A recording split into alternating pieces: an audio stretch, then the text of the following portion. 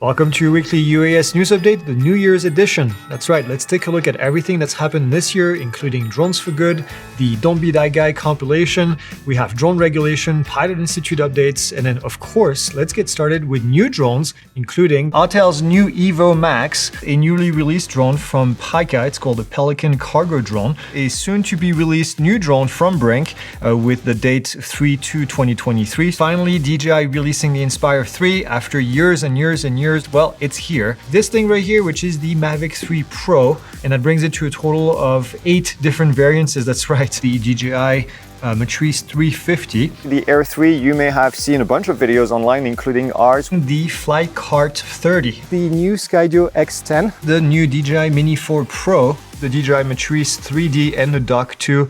We've been talking about this for a couple of weeks now.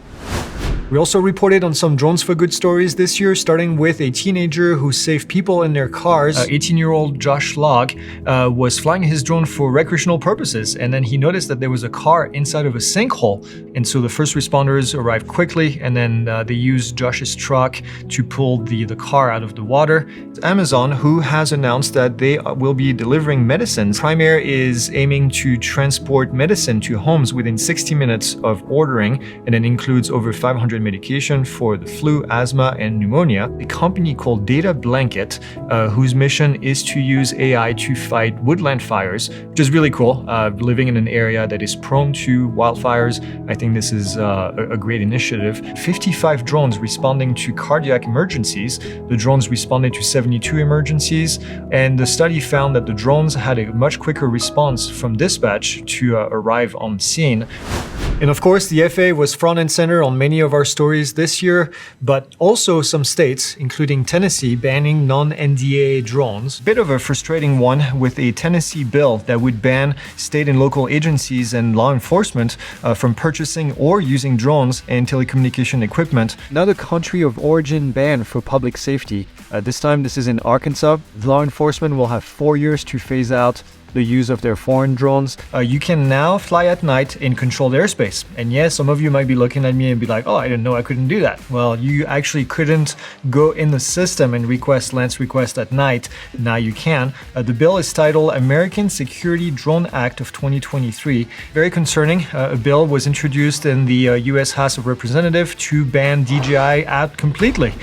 This ban would prohibit anyone from operating a DJI drone or a transmission system in the United States. Yet again, we have a new bill that would prohibit the federal government from purchasing Chinese drones. An update on the Part 137 approval process. The Part 137 covers agricultural spraying with an aircraft. Bill Nolan, the FAA acting administrator, has announced his resignation from the agency starting this summer. We have a new acting FAA administrator. Her name is Polly Trottenberg. A possible FAA administrator, his name is Mike Whitaker. As we previously speculated, the confirmation process appears to have gone pretty smoothly. A new FAA guidance about federal preemption. What the heck does that mean? The U.S. House of Representatives, who this time they've set their sights on Autel Robotics instead of DJI. The ruling is labeling the Texas drone law, Code 423, that used to be unconstitutional, that has been reversed. The FAA Reauthorization Act that has been delayed. Dearest FAA, well, it looks like we have a change. The FAA has officially decided to delay remote ID. The compliance date for everybody else, if you are still able to comply, is September 16th of 2023. I know you guys wanted me to be an FAA inspector, but this is what you get. And let's not forget about everybody's favorite segment, the Don't Be That Guy segment, starting with the guy who flew over the Bengals game in 2022. And guess what? Now he's going to be spending all that money into defending himself, which he did already, in 40 hours of community service. He's a drone operator in California who admitted to recklessly flying a drone near aircraft. He came close enough to a nearby blimp to result in the pilot making an emergency landing. A guy in New Jersey decided that he was going to be using his drone to drop dye inside of swimming pool. It looks like green dye. It's a drone that flew over a college football game, resulting in the players being evacuated from the field. Unsafe operation of an aircraft in a careless and reckless manner, 2 counts of aircraft operation without a license, inducing panic by committing an offense with reckless disregard, and then disorderly conduct in a physically offensive condition. Yikes, that's a big rap sheet right here. A man in Florida shot down a Lake County Sheriff Matrice 300. The man was a 29-time convicted felon, and now he faces 10 years in prison for possession of a firearm and ammunition, which he wasn't really supposed to have. A man in Missouri that allegedly tried to crash his drone into a police drone. The sheriff's drone was watching an area over a citywide power outage when the other drone decided to maneuver to attack and try to hit the sheriff's drone. Please don't be these guys. There were also a few surprises, with AirMap shutting down their land service, Amazon having a lot of issues keeping employees on board, and then also Skydio quitting the consumer drone business. But on the bright side, we accomplished a lot here at Pilot Institute. We partnered with Influential Drone, Unmanned Tactical Group, and also Axon Air in order to provide even more training for our customers. We received our BV loss waiver and submitted many more waivers that, well, hopefully should be approved early 2024. We joined hands with the Drone Advocacy Alliance to help push back on some of the nonsensical anti-drone regulation that we saw pop up in a lot of different places.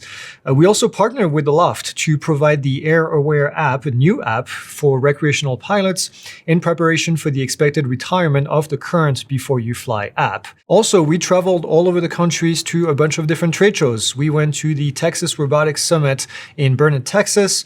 We went to Sun and Fun in Lakeland, Florida, AUVSI in Denver.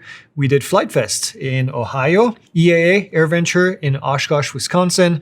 We also went to Commercial UAV Expo in Las Vegas, 2 back-to-back events in Colorado with the Colorado Roundup and also the Colorado Air Show, and finally the AZ Drone Fest here in Phoenix, Arizona. We published a bunch of courses, 14 new courses to be exact, including 8 new courses, the Skydio 2 and Skydio X2 deep dive. We also had the DJI Mavic 3 Enterprise, Air 3, Mini 4, Inspire 2 deep dives, and then also the Autel EVO Max 4T, and then also the Part 107 waiver course towards the end of the year. We also end up the year having trained 88,000 remote pilots to date. That's right, 88,000. That's a ton. That's actually a lot more than anybody else out there doing training, which we're very proud of.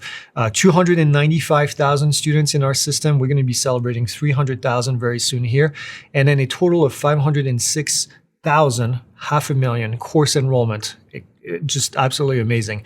7.3 million lectures were completed throughout the year. This year alone, 7.3. That's 1 lecture every 4 seconds, which means that one of you watches a lecture every 4 seconds, 24 hours a day for 365 days a year. That's just astonishing. 30,000 free registration stickers, 37,000 members in our Facebook group. We also have 128,000 subscribers now on all the different channels, including over 85 on this channel that you're watching. And then we provided 6,800 Wings credits on the FAA safety website. So a ton of good numbers, and we're really proud of this. And needless to say, none of this can be possible without all of you. A big thank you for your continuous support. My team and I certainly appreciate it. We love working with you. We love creating new courses, answering the comments, interacting with you. We're not slowing down for 2024. We already have a lot of very cool projects that we're working on. We're actually hoping to release the very first one later on this month, in January, that is. So you have a great new year. I'm going to end it right here. Fly safe, and we will see you, well, next year. Oh, you're upside down. Oh, they are? Not that safe. I don't know how to wear. I don't know how to wear safety glasses. Revenge. If you can dodge a wrench.